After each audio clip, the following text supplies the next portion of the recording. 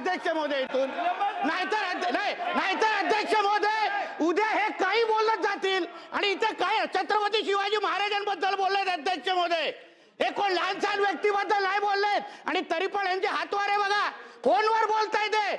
आमच्यावर काय उपकार करतायत का?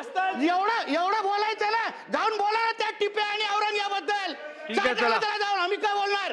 पण पहिले ना अध्यक्ष महोदय निलंबित करा, अध्यक्ष महोदय, अध्यक्ष महोदय निलंबित करा. अध्यक्ष महोदय हे असं हे काय प्रकार आहे अध्यक्ष महोदय? ही पद्धत आहे माफी मागायची छत्रपती शिवाजी महाराजांबद्दल? हे अपमान तुम्ही सहन करा अध्यक्ष महोदय. बसून घ्या, अध्यक्ष महोदय बघा तुम्ही यांच्या हातवारे बघा. एक लक्षात घ्या, या सभागृहात एखाद्या विषयावरती मी निर्देश दिल्यानंतर त्या निर्देशाचं पालन झाल्यानंतर त्यांनी दिलगिरी व्यक्त केलेली आहे, त्यांनी सभागृहाची माफी मागितलेली आहे, त्यांनी म्हटलेलं जे आहे ते मी रेकॉर्डवरनं काढून टाकलेलं आहे. त्यामुळे आता आपण याच्यात पुढे जायला पाहिजे, आता आपण कामकाज पुढे न्यायला पाहिजे. बसून घ्या.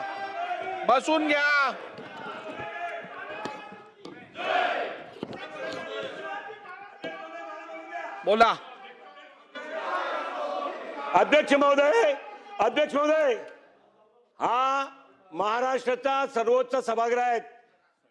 या सभागृहामध्ये निवडून येणारे प्रत्येक व्यक्ती अध्यक्ष महोदय 3-3 लाख लोकांचं प्रतिनिधित्व करतायत. परंतु हा संपूर्ण महाराष्ट्राचा सर्वोच्च सभागृह असून 12.5 कोटी या महाराष्ट्राच्या नागरिकाचा अध्यक्ष महोदय प्रतिनिधित्व हा सभागृह करतोय. एका काळी अध्यक्ष महोदय प्रभू रामचंद्रांच्या विषयी एलफेल बोलणारे व्यक्ती, कुठे प्रभू रामचंद्र आणि प्रभू रामचंद्राच्या संदर्भामध्ये चुकीचे वक्तव्य करणारे लोक आज छत्रपती शिवाजी महाराज केवळ महाराष्ट्राचे नव्हे अध्यक्ष महाराज, जगभरात असलेले सर्व हिंदूंचा आराध्य दैवत आहे.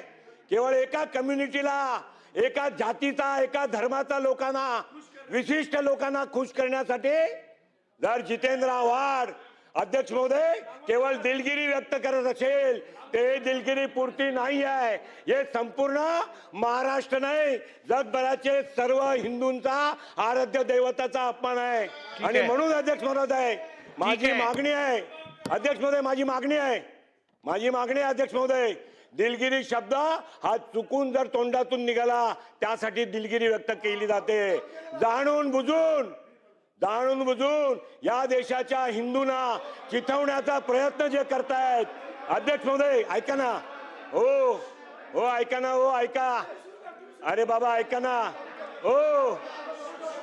अरे बाबा ऐका ना त्यांना. ठीक आहे, बसून घ्या अध्यक्ष महोदय, बस चला आता बसून घ्या. हो एक मिनिट ऐका.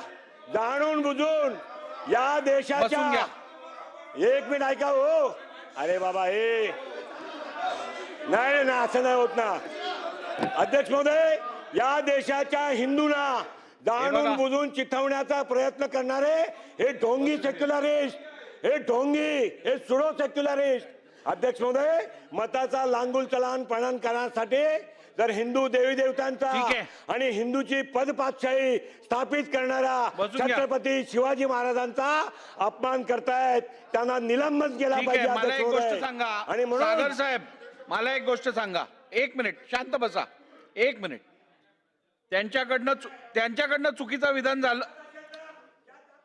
हो सागर साहेब खाली बसा, मी बोलतोय असं काय करता? सागर साहेब खाली बसा. हे बघा, त्यांच्याकडनं जे विधान झालं ते चुकीचं होतं. आता एखाद्या सदस्याकडनं चुकीचं विधान जर झालं सभागृहात, ऐकून घ्या. तर आपण काय करतो सहसा, आपण ते केलेलं स्टेटमेंट रेकॉर्डवरनं काढून टाकतो. आता बसून घ्याल का? नाही तर तुम्हाला बाहेर पाठवायला लागेल मला. बसून घ्या, नाही तर तुम्हाला बाहेर पाठवायला लागेल. बसून घ्या. खालती बसून घ्या. त्यामुळे नंबर 2, आपण त्या संबंधित सदस्याला दिलगिरी व्यक्त करून सभागृहाची माफी मागायला सांगतो. मी दोन्ही गोष्टी केल्या आहेत. एक मिनिट थांबा. जितेंद्र आव्हाड साहेब, मी या सभागृहातल्या प्रत्येक सदस्याला आणि विशेष करून आपण जे आता विधान केलेलं आहे त्या संदर्भात मी आपल्याला ही शेवटची संधी देतोय. यापुढे जर का छत्रपती शिवाजी महाराजांबद्दल किंवा या राष्ट्रातल्या महापुरुषांबद्दल जर का आपण चुकीचं विधान केलं तर मला नियम 53 खाली तुम्हाला या सभागृहातनं सस्पेंड करायला लागेल. त्यामुळे माझ्यावर अशी पाळी आपण आणू नयेत. माझी परत एकदा आपल्या विनंती आहे, आपण कृपया आता असं काय करताय? त्यामुळे माझी आपल्याला परत एकदा सांगणं आहे की आपण केलेल्या विधानाबद्दल आपण सभागृहाची माफी मागून ही चर्चा पुढे नेऊया.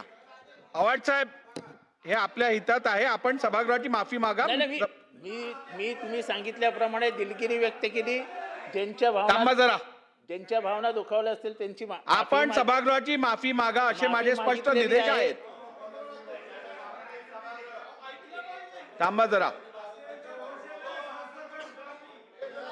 अध्यक्ष महोदय, आपण सभागृहाची माफी मागावी. मागितली ना सभागृहाची. बसून घ्या. असं नाही चालणार. बसून घ्या. असं नाही चालणार. बसून घ्या. चला आव्हाड साहेब. अध्यक्ष महोदय, मी माफी मागतो. बस ऐका. आता अध्यक्ष महोदय. चला बस. अध्यक्ष त्यांनी महोदय, सभागृहाची माफी मागितलेली आहे. संपला विषय. चला आता पुढे जाऊया. अध्यक्ष महोदय, मी कोण आहे? अध्यक्ष महोदय, नाही, त्यांच्यानंतर कोण आहे?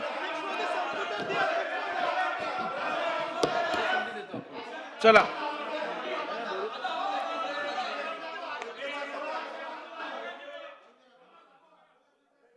धर्म स्वातंत्र्याच्या हो जरा शांत ठेवा ना आता. जाऊया पुढे. देतो.